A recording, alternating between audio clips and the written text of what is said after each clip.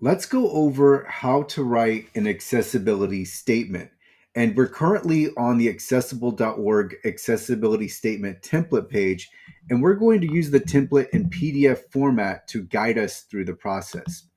So, opening up the template, we see the first thing we come across is entity accessibility statement. And this is going to be the heading one of your page.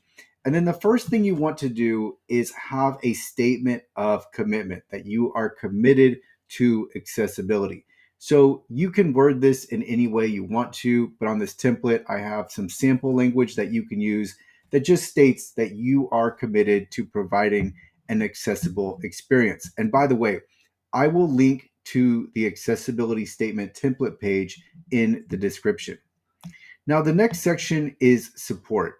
Really, the statement of commitment and then having at least one method of contact are the two essentials to an accessibility statement. So I have the next section as support, and then I have a section on feedback. So here we're just inviting anybody to contact us if they need any assistance using the website or if they have any feedback to improve the accessibility of the website.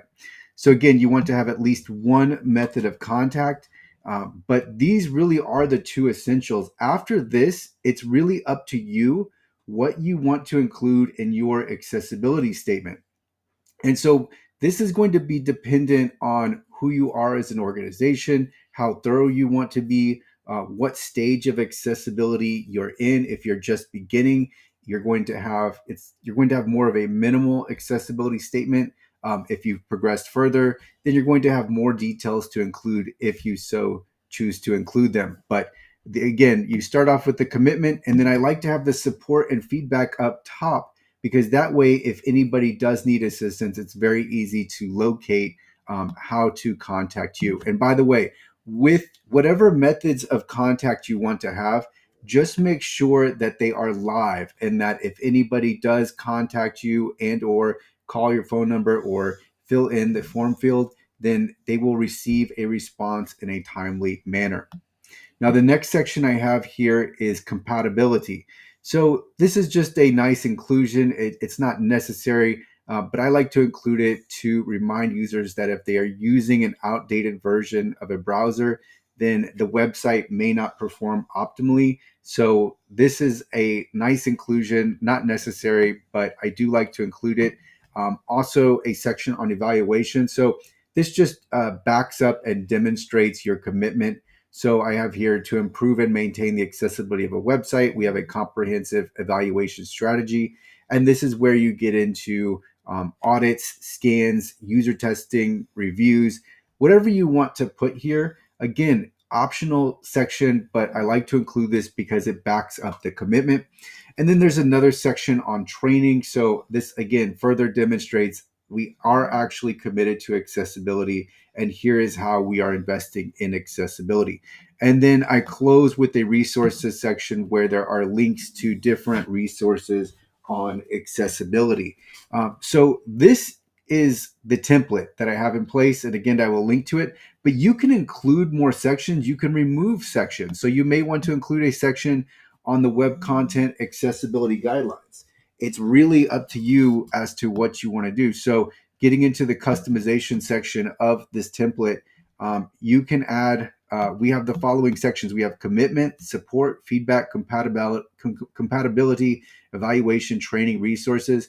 You're not limited to these. Again, there isn't a single one right way to write an accessibility statement, but you do want to have something that accurately reflects your organization's commitment and your organization's efforts to accessibility. And so that's why if you're just beginning, you're going to keep it more minimal.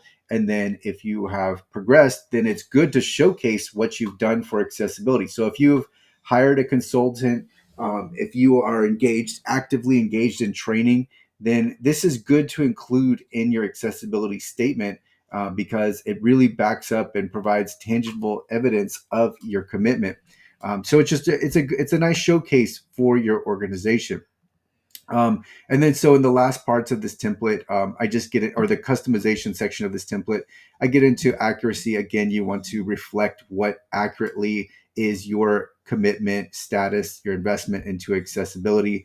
and then note that for actions not taken, way removing, if there's a section in the an accessibility statement template, and I'm specifically thinking about the evaluation section. If you haven't taken an action, then just leave that out. Or if you're in the process of taking action, then turn the completed language into process language. So we are striving to, do X versus we have completed X. So just always accurately reflect what your organization has done. So that's going to be it. There's no one right way to write this. It's more just your preference and style, but you do have this template to use and to customize for your own accessibility statement, and I will link to it in the description.